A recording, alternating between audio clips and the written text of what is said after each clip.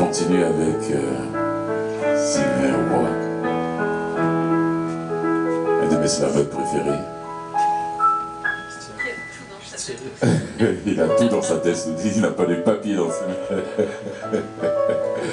Sylvain, autodidacte, comme il se définit lui-même. Depuis qu'il a découvert le slam, il ne peut plus arrêter. Il a déjà gagné des prix. Ouais, il va participer à la finale Slam Montréal Slam Montréal, c'est bien ça? Ça va être en septembre, la date exacte, tu l'as? Le 9 septembre, au Patronis. Et tu es finaliste. Voilà. Pour ceux qui aiment le slam et qui aimeraient réécouter Sylvain, il sera là, la finale de Montréal, Slam Montréal. Tu es prêt? Mesdames et messieurs, on accueille chaleureusement Sylvain Roy.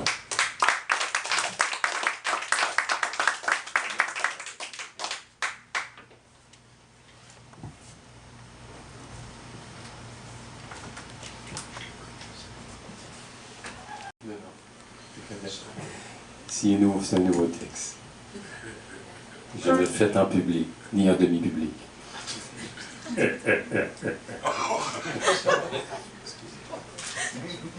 a trop d'humilité comme ça.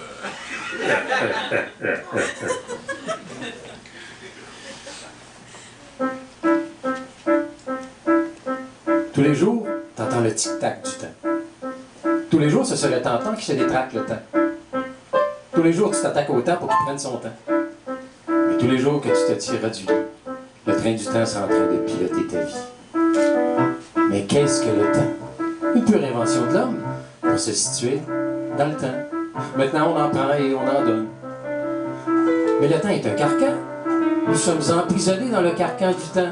Seconde, minute, heure, jour, semaine, mois, année. Le monde débute à l'heure, voulant toujours que la semaine soit passée. Le monde se préoccupe de l'heure ou du jour, le système va casser. Mais le carcan du temps ne change-t-il jamais? Car quand on dit que les temps changent, est-ce vrai? Et le temps appartient à qui? Le temps appartient à personne aujourd'hui. Et il y en a même qu'il faut qu'ils fassent leur temps, même si on ne peut pas fabriquer le temps. Et pour faire leur temps, ils passent leur temps à perdre leur temps, tout ça en prenant leur temps. Et même s'ils ont déjà tué le temps, ils ne sont pas criminels pour autant.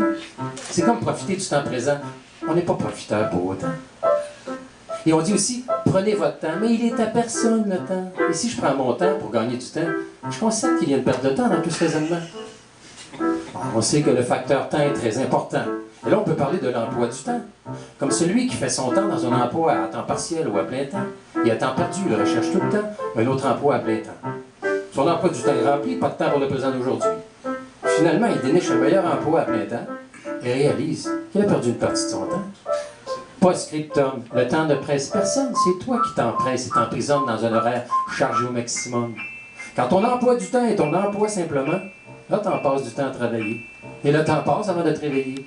Bien sûr que t'en piles et t'en poches, mais le temps file en t'en poche. T'encaisses tout cet argent fait.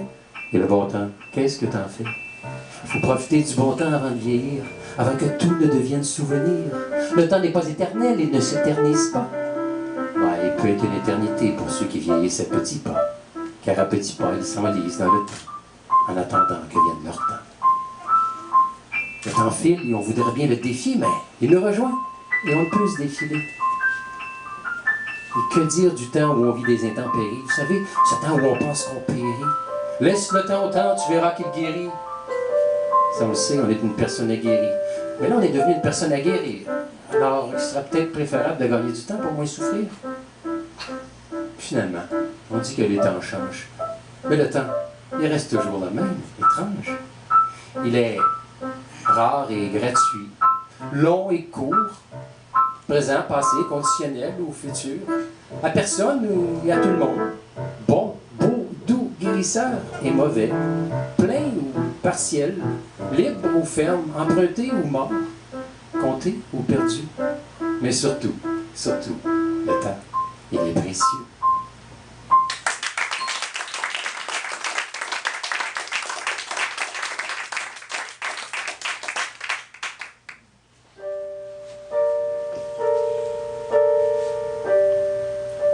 Salut, ma petite sœur. Viens-t'en, vide-toi le cœur. Ah, tu peux pas parce qu'il est déjà vide. Tu me dis qu'il est comme un désert aride. D'ailleurs, tu sais que ce sont les rides qui te surveillent si ton cœur tu le laisses en veille. Surtout si tu continues ton train de vie. C'est lui qui te fait oublier ta vie. Tu te saoules avec cette fiole de la vie aveuglée. Tu te gèles avec cette neige folle, cette neige sans nécessité qui t'amène nécessité. Tu sais, aujourd'hui dehors, il fait soleil, mais je me demande comment c'est dans ta tête. Probablement comme la veille, avec plein de beaux nuages à ta fenêtre. Ta fenêtre sur la vie est toujours noire, que ce soit de jour ou de soir, c'est toujours la même histoire. Tu te saoules, tu te gèles pour ne pas voir. Pour ne pas voir quoi, au juste? Que dans ta vie, il y a des plus? Comme un petit gars de 7 ans issu de ton sang, qui ne demande pourtant pas autant à sa maman. Ok, là, je prends 2 minutes, je t'appelle au téléphone. C'est encore une autre journée morbide. Je me dis, hey, faut pas que tu déconnes. Mais j'ai pas le contrôle si ça vient prévisible. Je sens ta douleur, ta peine avec tes larmes, tu sonnes l'alarme avec ses larmes. Mais là, tu sors l'arme de menace. Sans être alarmiste, c'est alarmant, mets-toi à ma place. Laisse tomber cette arme de menace qui désarme, qui gêne, qui agace. Arme-toi de patience et de bon sens. Aime-toi sans défense et sans défiance. Ouvre tes sens à une vie de plaisance. Retrouve l'aisance d'une vie avec un sens. Sensationne ton essence de vie pour redonner un sens à ta vie. Mais j'ai pas le contrôle si ça devient prévisible. Là, tu me dis que tu veux faire le vide. En sautant dedans, se remettre permanent. Puis tu décides de partir. Va sûrement pas sourire, encore moins rire. Je vais probablement souffrir. Mais il faut pas que je me mette à dépérir. Oh non, pour ça, des pages, je vais en écrire, du papier, je vais en noircir. Je vais tremper ma plume dans l'encre de mes tripes jusqu'à temps que tu reviennes ici. Mais non, je sais que c'est utopique. Mais on n'en est pas encore rendu à cet exil. On n'en est pas encore rendu à cet exil permanent qui demande un arrêt des procédures pour une place au firmament. Tu sais, ma petite sœur, t'as une grande place dans mon cœur, mais arrête de me faire peur avec tes idées de grande noirceur. Si tu décides de sauter de l'autre côté, je serai pas là pour t'attraper, comme je le faisais quand t'étais bébé. On dit que les temps ont changé, hein? Hey, je t'ai vu grandir, rire, sourire, grossir, maigrir, puis dépérir. Mais là, j'ai pas le goût de te voir mourir. Ou bien tu continues dans ta vie d'excès, qui risque de te mener dans la vie de décès. Ou bien t'arraches cette page de mal de vivre derrière laquelle se cache une rage de vivre. Bravo. Après 5 ans, ton petit gars a encore une maman.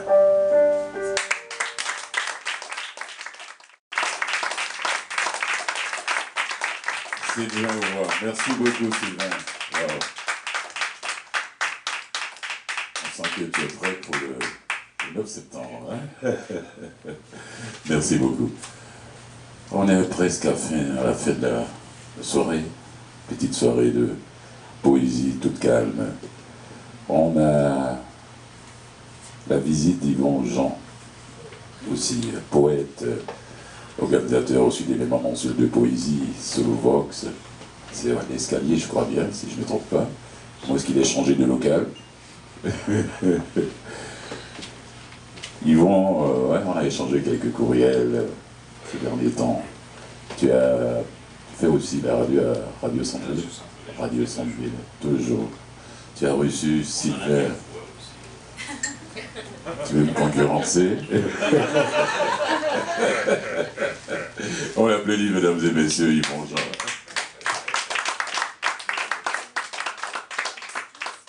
Oui, grand merci.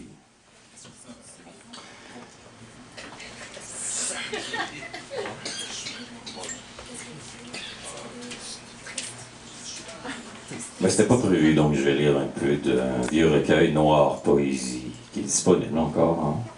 Et mon nouveau recueil au pic-puis-appel en joual, qui ressemble au créole finalement.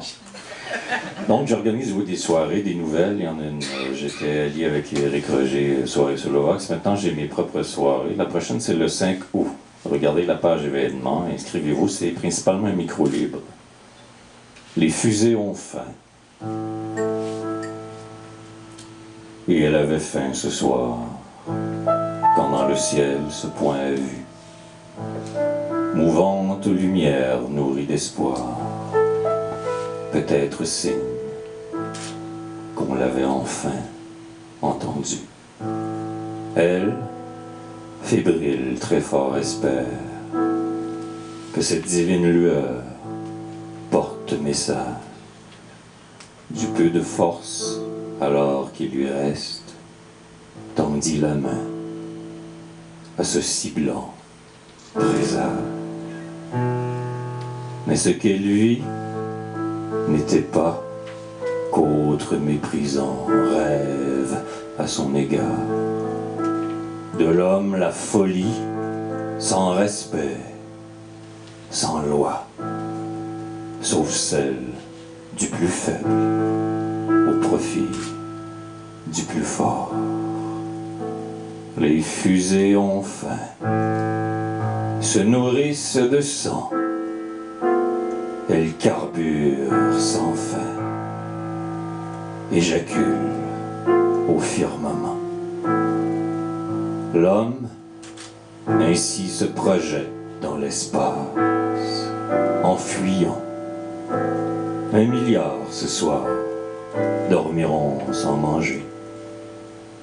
Fuyards de réalité, sœurs et frères oubliant, sans côté, tous ces enfants esclaves exploités.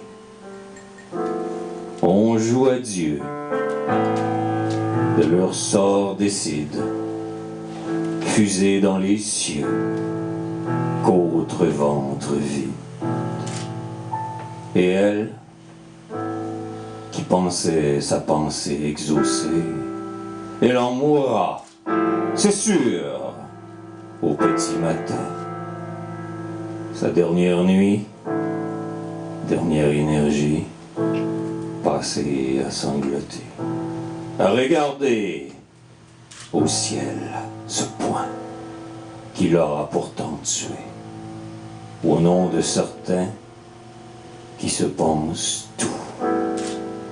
Que sa mort ne soit jamais oubliée. Vous vous dites que vous n'y pouvez rien, désabusés que vous êtes devant tant d'inégalités. Il n'y a que la poésie qui pourra ce monde changer. Alors, prenez vos plumes, ancrez-nous.